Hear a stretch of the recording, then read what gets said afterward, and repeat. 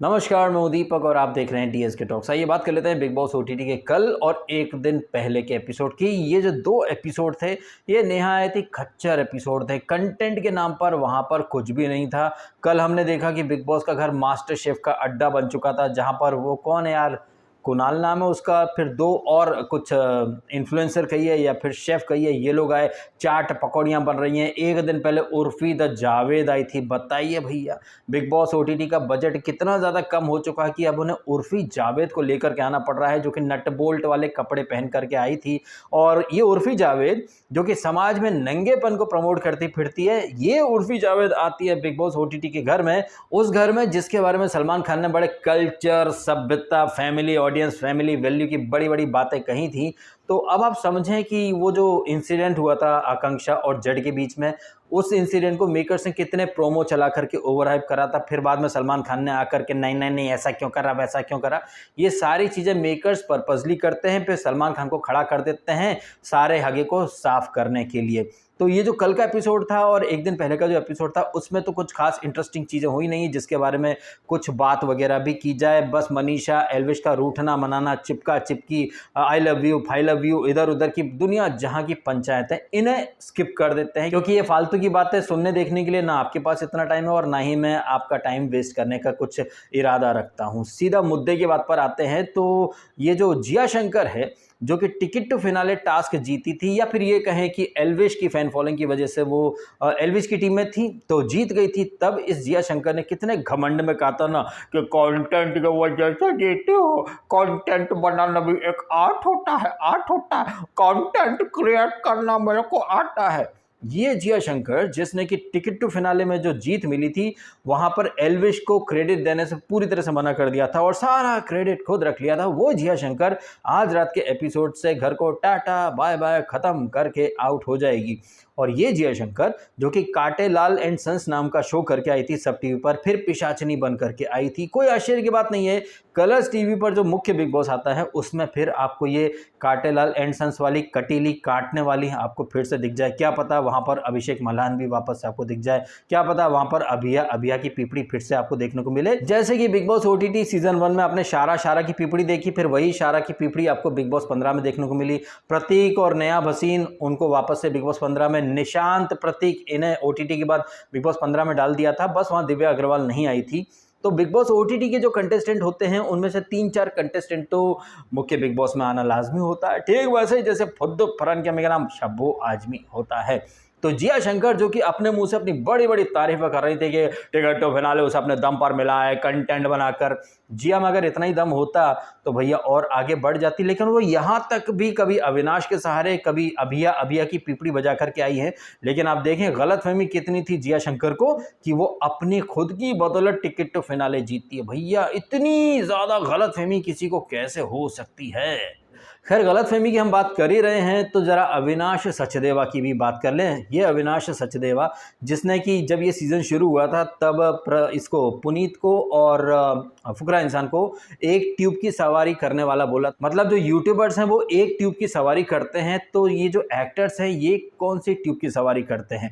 इसका अविनाश सचदेवा का रिएक्शन आया है। इंडियन एक्सप्रेस से एक इंटरव्यू में उसने कहा है कि ये फुकरा इंसान और ये तो क्या कम्युनिटी लेकर क्या है, यूट्यूबर्स क्या है, एक कम्युनिटी है, बट टीवी एक्टर या फिर टीवी वाले जितने लोग हैं ना वो एक इंडस्ट्री का पार्ट है। तो अविनाश सचदेवा, अगर आपकी टीवी इंडस्ट्री इतनी बड़ी है तो फिर टीवी शोज़ को सक्सेसफुल कराने के लिए आप लोग सोशल मीडिया के इन्फ्लुएंसर्स को, यूट्यूबर्स को क्यों लेकर के आते हो। अगर आपकी इंडस्ट्री इतनी बड़ी है तो यहाँ पर ये जो बिग बॉस ओटीटी का जो सीज़न 2 है, यहाँ पर आप फुकरा इंसान, एल्विश और मनीषा, ये 3 यूट्यूबर या फिर 3 सोशल मीडिया के बड़े नाम क्यों हैं। आप खुद या फिर ये जिया शंकर या फिर फलकनाथ जैसे टीवी के चेहरे जो कि टीवी इंडस्ट्री का पार्ट हैं, वो यहाँ पर टॉप 5 में क्यों नहीं है। तो अविनाश सचदेवा को कितनी ज़्यादा गलत फहमियाँ हैं और ये गलत फहमियाँ इसको रहेंगी क्योंकि इसकी जो गलत फहमियाँ हैं वो होस्ट सलमान खान ने कभी दूर करने की कोशिश नहीं करी। बाहर इसका पीआर बैठा था जो अविनाश के ब्लंडर को भी वंडर बोल करके बेचा करता था। अगर ये टीवी इंडस्ट्री इतनी बड़ी है तो अविनाश सचदेवा तुमको बिग बॉस में क्यों आना पड़ा, तुम्हारे लिए टीवी इंडस्ट्री ने और कई बड़े सारे शोज़ क्यों नहीं कर दिए। और जैसे कि मैंने ऑलरेडी कहा, अगर टीवी इंडस्ट्री और टीवी एक्टर्स इतने बड़े हैं, उनका कद इतना बड़ा है, तो भैया आपके जो टीवी शोज़ जैसे कि बिग बॉस या फिर रोडीज़ कहिए या खतरों के खिलाड़ी,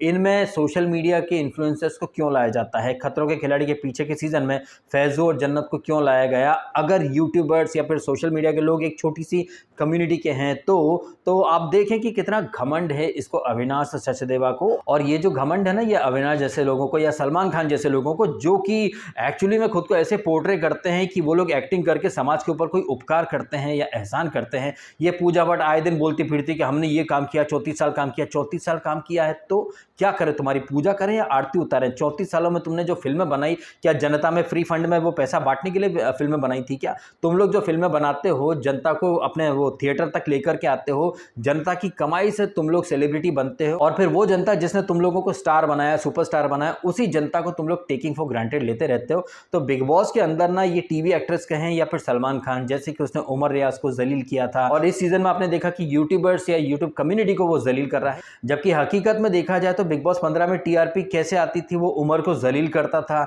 उमर की जो फैन फॉलोइंग थी वो उमर को सिंपैथी देती थी। इस सीजन में आप देख लें कि अभिषेक और एल्विश जिनकी की कट्टर फैन फॉलोइंग जो है वो बिग बॉस ओटीटी को टीआरपी दे रही है, तो इन दोनों को जबरदस्ती में जलील किया जाता है। अब गुड पब्लिसिटी हो या बैड पब्लिसिटी हो, शो को तो पब्लिसिटी मिल ही रही है ना। बिल्कुल वैसे ही जैसे हमारे देश में वो सीमा हैदर जो कि पाकिस्तान से घुस आई है, हमारे देश की मीडिया ने उसको इतना ओवर हाइप कर दिया कि उसे फिल्मों के ऑफर हो गए। और कोई आश्चर्य की बात नहीं है, बिग बॉस 17 या फिर आने वाले सीजन जो हैं बिग बॉस के, वहां आपको ये सीमा हैदर देखने को मिल जाए। और वैसे भी हमारे देश के अंदर विदेशियों को या फिर पाकिस्तानी एक्टर एक्ट्रेसेस या फिर वहां के लोगों को बहुत ज्यादा तवज्जो दी जाती है, फिर चाहे वो आतिफ असलम हो या फिर राहत फतेह अली खान। एंड बिग बॉस के अंदर आपने वीना मलिक को देखा ही है। और बॉलीवुड के अंदर पाकिस्तानियों को काम देने में तो भाई भट्ट फैमिली सबसे आगे रहती है। बहुत सारे पाकिस्तानी एक्टर एक्ट्रेसेस को भट्ट फैमिली ने लॉन्च किया है, फिर चाहे वो म्यूजिशियंस हो, सिंगर्स हो या फिर एक्टर्स ही क्यों ना हो। तो कोई आश्चर्य की बात नहीं है अगर सीमा हैदर जो कि नेपाल के रास्ते हमारे देश में घुसी है, वो सचिन जैसे चोमू को इस्तेमाल करके,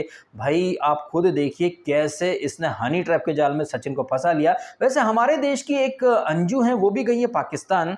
उन्हें पाकिस्तान में कितनी फिल्में ऑफर हुई हैं, प्लीज़ मेरा ज्ञानवर्धन कीजिएगा। एनीवे, सीमा हैदर से वापस बिग बॉस के घर के अंदर आ जाते हैं। तो बिग बॉस के घर में पिछले 2 एपिसोड से कुछ खास हैपनिंग चीज़ें हो नहीं रही हैं। बस ये मनीषा, एल्वेश, बेबिका, अभिषेक, इनकी वो नोक झोंक मस्तियाँ ही चल रही हैं। कल के एपिसोड का एक पोर्शन मैंने देखा जहाँ पर बाहर सारे लोग बैठे हुए हैं, जब ये शेफ़ वगैरह आकर के चले गए थे। और हाँ, ये शेफ़ जो है वो अपने साथ साथ मोबाइल फ़ोन लेकर के आए थे।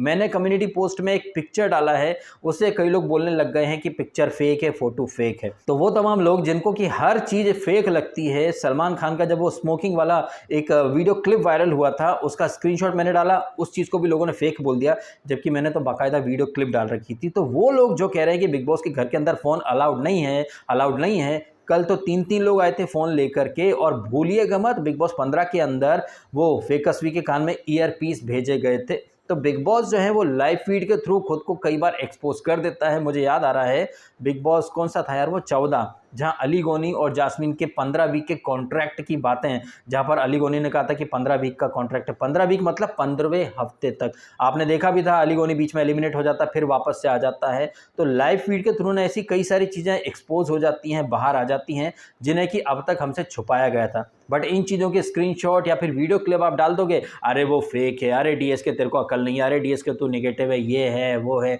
आजकल एक ट्रेंड बन चुका है, अगर आपको कोई चीज़ पसंद है तो सिर्फ आप उसकी तारीफ सुनना चाहेंगे। अगर आपको तस्वीर का दूसरा साइड कोई दिखा दे तो वो इंसान या तो नेगेटिव हो जाता है, या अंधभक्त हो जाता है, या गोदी मीडिया हो जाता है, या फिर वो इंसान लोगों को एक नंबर का इनसिक्योर या फिर जेलस लगने लगता है, जो कि इन सेलिब्रिटीज से जलता है। भाई ये सेलिब्रिटीज क्या मेरे को कुछ दे के चले जाएंगे क्या, या फिर आपको कुछ दे जाएंगे? वो लोग जो सेलिब्रिटीज के सस्ते वकील बन जाते हैं, वही लोग तो बिग बॉस की एक ताबड़तोड़ ऑडियंस बन जाते हैं।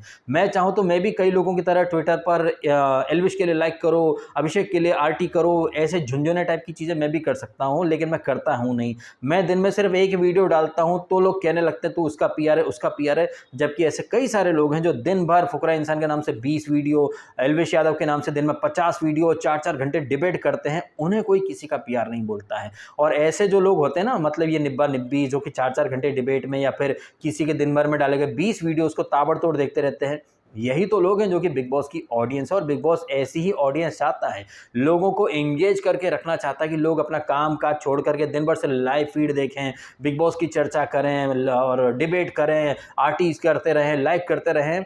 हमारे जो यूथ है ना हमारे देश का, उसे इन्हीं चीज़ों में एंगेज करके रखा जा रहा है, चाहे वो इंस्टाग्राम रील्स हो, चाहे शॉर्ट्स वीडियो हो, चाहे वो चूतियापंती टाइप की चीज़ें हों।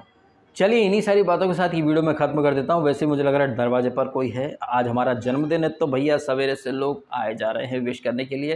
तो ये वीडियो मैं यहीं पर ख़त्म कर देता हूँ। आपने समय निकाला, वीडियो देखा, आपका बहुत बहुत धन्यवाद। और हाँ, जिस तरह से जिया जो कि कंटेंट क्वीन बन करके बड़ी हवा में उछल रही थी, उसका तो पत्ता कट चुका है। उसके ऊपर मनीषा रानी और बेबी का, जो कि एक्चुअली में टीवी बिरादरी को बिलोंग नहीं करती हैं, ये तो मनीषा तो यूट्यूबर या फिर सोशल मीडिया इन्फ्लुएंसर है ना। तो टीवी इंडस्ट्री के लोग, जिसके बारे में अविनाश इतनी बड़ी बड़ी बातें कर रहा था, टीवी इंडस्ट्री इतनी बड़ी इंडस्ट्री है, तो टीवी के फेसेस कैसे बाहर चलेगा भाई साहब, यूट्यूबर्स कैसे आगे आ गए, इसके बारे में अविनाश को खुद सोचना चाहिए, विचार करना चाहिए। चलिए इन्हीं बातों के साथ वीडियो खत्म कर देता हूँ। आई थिंक दरवाजे पर कोई है, तो मैं जाके दरवाजा खोलता हूँ। आपने समय निकाला, वीडियो देखा, आपका बहुत बहुत धन्यवाद। Thank you so much.